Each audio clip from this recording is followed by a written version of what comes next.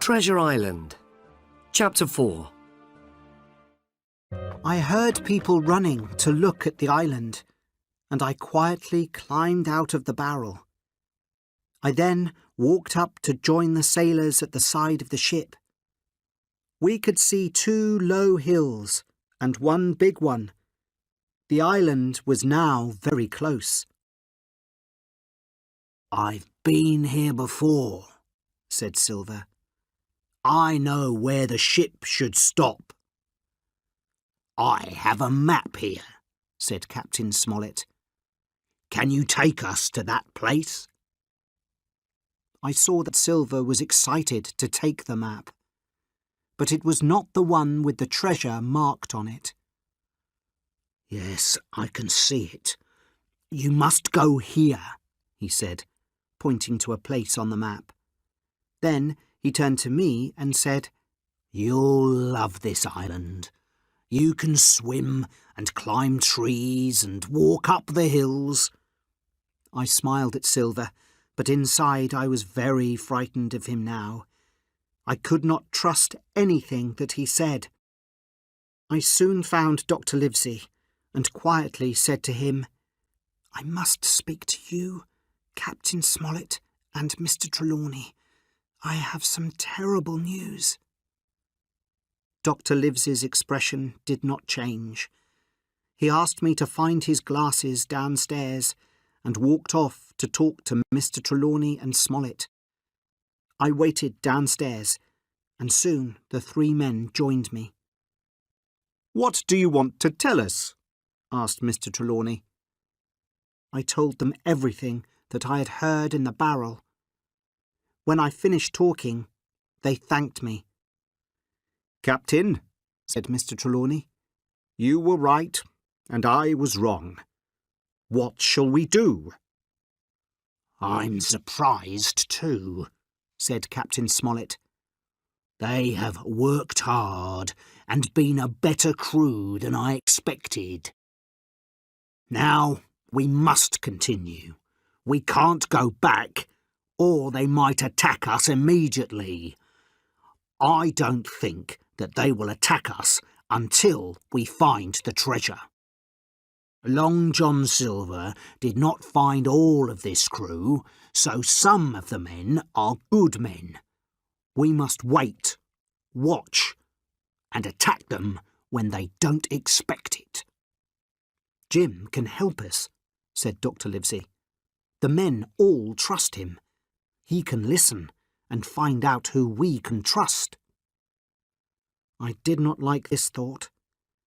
I counted the men that Silver did not find for the crew. There were 7 from a crew of 19, and I was one of them. The next morning, the Hispaniola stopped close to the island. There were many trees, and above the trees I saw the rocky tops of the hills.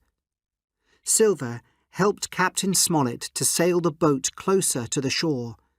It was very hot and very quiet. It smelled like bad eggs. "This place is only good for diseases," said Silver. The crew worked hard on our journey to the island, but now they did not seem to want to work. I remembered Dr. Livesey talking about a mutiny. Perhaps it was near. Only Silver worked as hard as usual. Later, Captain Smollett told us that he had a plan. "Let's ask the men if they'd like to spend the afternoon on the island. If they go, we can take the ship. If they don't go, we know we need to fight them for the ship."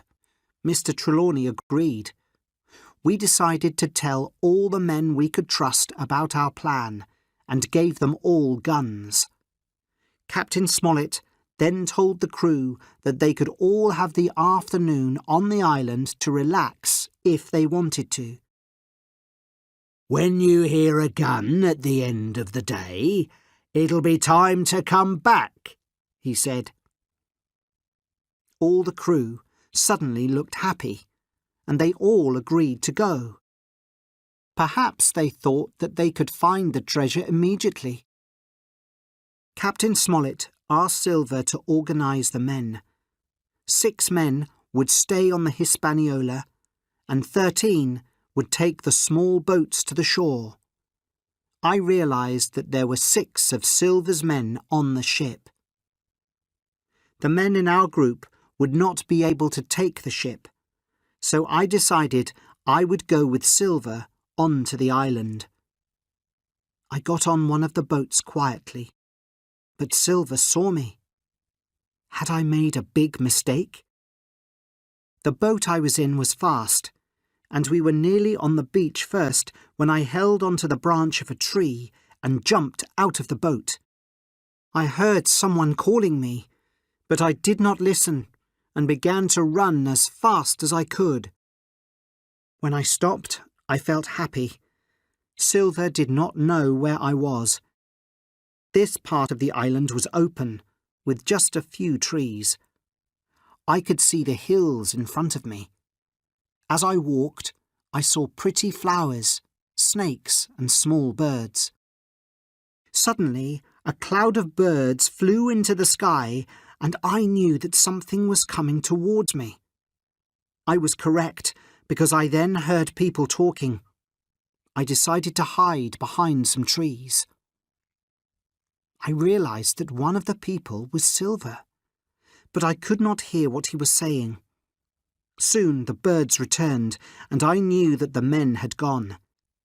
I told myself that it was my job to find out what these men were planning to do, so I decided to follow them, without them seeing me.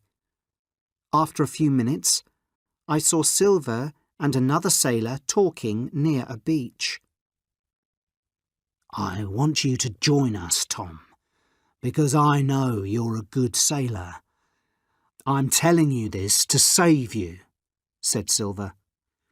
"Silver," Tom replied, "you're a good man, and you shouldn't work with these pirates.